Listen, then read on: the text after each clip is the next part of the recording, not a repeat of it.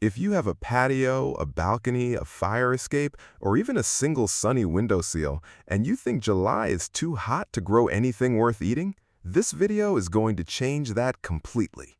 Most people assume container gardening is a compromise, a smaller version of real gardening, something you do when you do not have options. Here's what those people have wrong. There is a specific group of vegetables, plants that evolved in tropical and subtropical climates that do not just tolerate July heat, they were built for it. They produce more in a container on a hot concrete patio than most cool season vegetables ever managed in a full garden bed. July sun, small space, big harvest. 10 of those plants are on this list. One of them, number 7, is something most American gardeners walk right past at the grocery store without recognizing. But millions of people in Asian, Caribbean, and African communities across this country grow it every summer in containers on balconies and patios, and they call it one of the most productive summer grows they have ever done. 10 containers, 10 plants. Let's go through every single one. Number 1. Cherry tomatoes.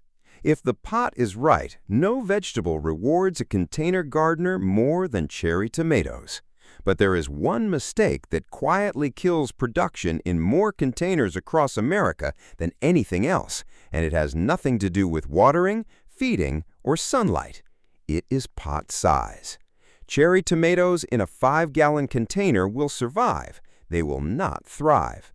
The roots hit the container walls fast, the plant stresses, and production drops before the season ever really gets going. For a full, productive cherry tomato plant, use a 10-gallon container minimum. If you are on a balcony with weight restrictions, fabric grow bags are the answer. A 10-gallon fabric grow bag weighs a fraction of a comparable plastic or ceramic pot. The sides breathe to prevent root circling, and plants in fabric bags consistently outperform the same variety in hard containers. Look for dwarf or patio-specific varieties, Tumbling Tom, Patio, or Sweet Million. These are bred specifically for containers and produce heavily without needing the root space that full-size indeterminate varieties require. In July heat, cherry tomatoes do something they cannot do in cooler weather. They set fruit around the clock.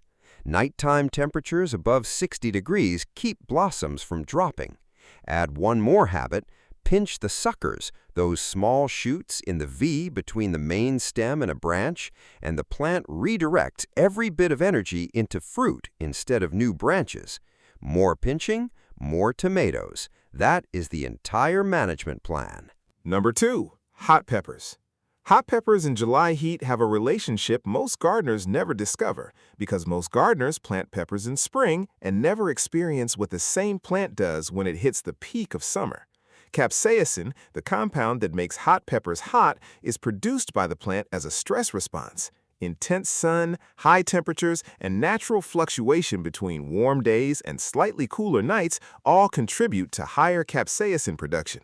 A jalapeno grown through a July heat wave tests noticeably hotter than the same variety grown in comfortable spring conditions. For containers, hot peppers are ideal, compact, productive from a single plant, and they keep going well into October. A 3 to 5 gallon pot on a south-facing patio handles most hot pepper varieties comfortably. One watering note that matters: let the top inch of soil dry out between waterings, but never let the plant reach the point of wilting. A plant that wilts and recovers repeatedly will drop its blossoms and reduce production significantly. The goal is consistent moisture with brief dry periods, not stress severe enough to visibly affect the plant. Water when the top inch is dry. Act before wilting happens. Your peppers stay productive and your harvests stay fiery. Number 3. Eggplant. Eggplant has frustrated American home gardeners for years. In the ground, it takes weeks to establish, competes with weeds, and often fruits so late that the season feels nearly over before production begins. In a container, that frustration disappears. Container soil warms faster than ground soil, which is exactly what eggplant roots need. The plant establishes faster, flowers sooner, and produces more reliably. Use a 5 to 7 gallon container. In July, choose a light-colored or white pot, not dark. This matters more than most people realize. Dark containers in peak summer heat can push soil temperature above 120 degrees at the root zone. At that temperature, roots are damaged, the plant wilts even when watered, production drops, and gardeners blame everything except the pot. Light-colored containers reflect heat and keep roots in the productive temperature range. For variety, Asian eggplant, the long, slender, deep purple type, outperforms Italian globe varieties in containers. It fruits earlier, produces continuously, and the flavor stays milder throughout the season. Harvest small, 6 to 8 inches for Asian types.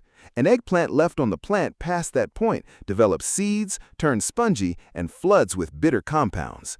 Pick small, pick often, and the plant produces from July through October.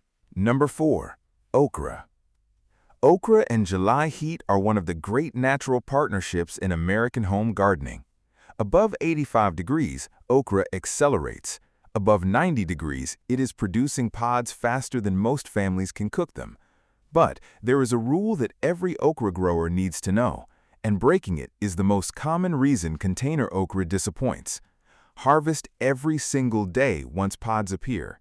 Not every other day, every day. An okra pod that grows past 4 to 5 inches becomes woody, fibrous, and nearly inedible. More importantly, it signals the plant to slow flower production. The plant reads it as a mature seed pod and begins winding down. Pull every pod at 4 to 5 inches. The plant immediately pushes out new flowers. Stay consistent, and one container okra plant produces steadily for weeks. For containers, use a 10 to 15 gallon pot minimum. Okra develops a deep taproot and grows 4 to 6 feet tall. A 5-gallon container will leave the plant root-bound, unstable in wind, and dramatically underproductive. One more thing, do not try to transplant okra into its final container. Sow seeds directly where the plant will live. 2 seeds per pot, thin to the stronger one. Germination in 4 to 7 days in warm July soil. Number 5. Sweet peppers. Bell peppers and sweet Italian peppers have a reputation for being difficult, and that reputation comes almost entirely from gardeners trying to grow them in ground soil that never quite gets warm enough. Container growing solves that. In a pot on a sunny patio, soil stays consistently warm. Sweet peppers establish faster, and production starts sooner than anything in the ground. Use a 5-gallon container minimum. A root-bound pepper drops blossoms instead of converting them to fruit. Container size is directly connected to yield. The most searched sweet pepper container problem, flowers appearing but no fruit setting. This happens for one main reason in July. Daytime temperatures consistently above 90 degrees cause sweet pepper blossoms to drop before they can set. Hot peppers tolerate this heat better than sweet varieties. If you are in a region with consistently extreme July temperatures, Phoenix, Las Vegas, inland Southern California, sweet peppers may struggle to fruit until August nights cool down. In most of the rest of the U.S., the South, Midwest, Northeast, Pacific Northwest, July conditions are within the productive range, and one sweet pepper plant will fruit from July through October. Number 6. Yard-long beans. Regular bush beans and pole beans hit a wall in July. Above 90 degrees, they stop setting pods. The flowers appear and drop without becoming anything. Most American gardeners accept this as just how summer goes. Yard-long beans are a different story entirely. They're a different species from common beans, native to tropical Asia, and they produce pods through temperatures that shut down every other bean variety. The pods grow to impressive lengths, often close to a foot at harvest, sometimes longer, with a slightly nutty flavor and a firm texture that works in stir-fries, grilled, or eaten raw. For containers, use a 5-gallon pot minimum, with a trellis at least 5 feet tall. These are climbers. They will cover a patio railing or wrap around anything vertical you give them. Check the pods every single day once they start appearing. Yard-long beans grow dramatically overnight. A pod that was 8 inches yesterday can be 18 inches today, past the point of best texture and flavor. Harvest at 12 to 16 inches. At that stage, the texture is tender, the flavor is at its best, and the plant keeps pushing out new pods consistently. Number 7. Bitter gourd. Bitter gourd, also called bitter melon, is one of the most widely grown summer container vegetables in Asian, Caribbean, and South Asian communities across America. In any city with a significant immigrant population, New York, Chicago, Houston, Los Angeles, Miami, bitter gourd grows on trellises, in containers, on apartment balconies, and fire escapes all through July and August. Most other Americans have never grown it. Many have never tasted a fresh one. Here is what they are missing. Bitter gourd is one of the most heat-tolerant vining vegetables available to American container gardeners. It thrives in July conditions that stress most other crops. The flavor is bitter. That is not a surprise. It is in the name.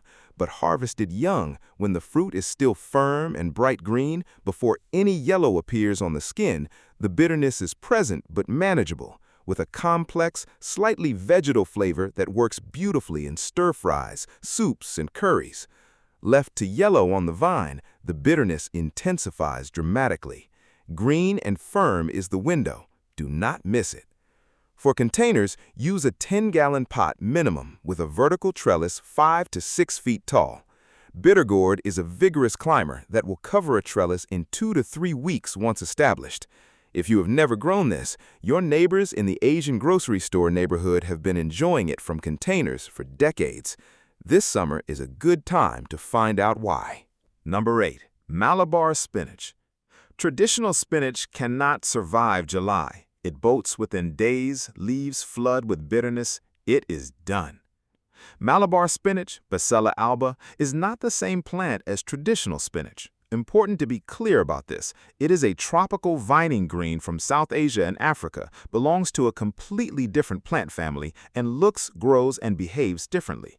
The leaves are thick, glossy, and slightly succulent, nothing like the delicate leaves of conventional spinach.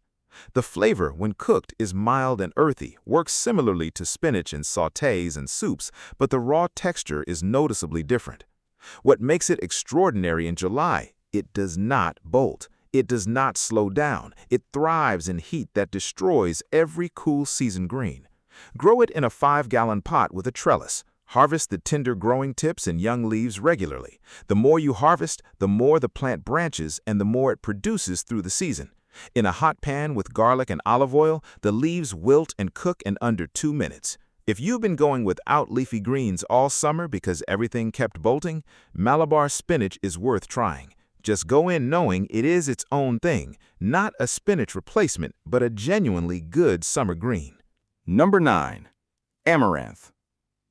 Most Americans know amaranth as a seed in a health food store. What most Americans do not know, the young leaves of the amaranth plant are one of the best summer cooking greens available. Mild, tender, productive in July heat that shuts down most other leafy vegetables.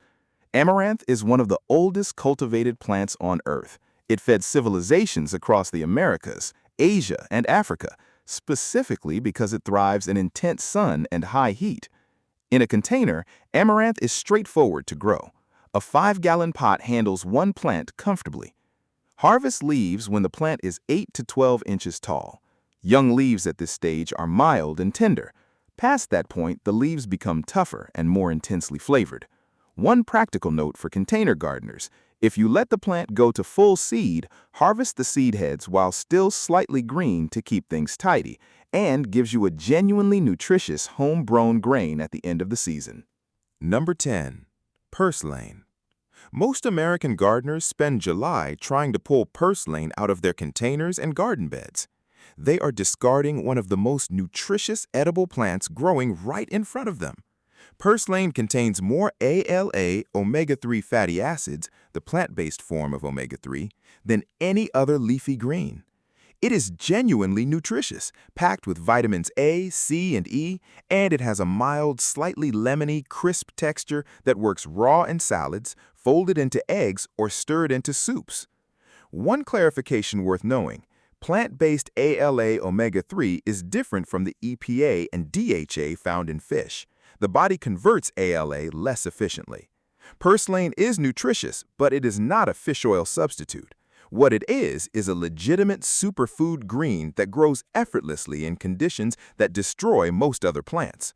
The reason to grow cultivated purslane intentionally rather than just tolerating the wild version, cultivated varieties, golden purslane especially, produce leaves that are noticeably larger, fleshier, and more flavorful than the wild type.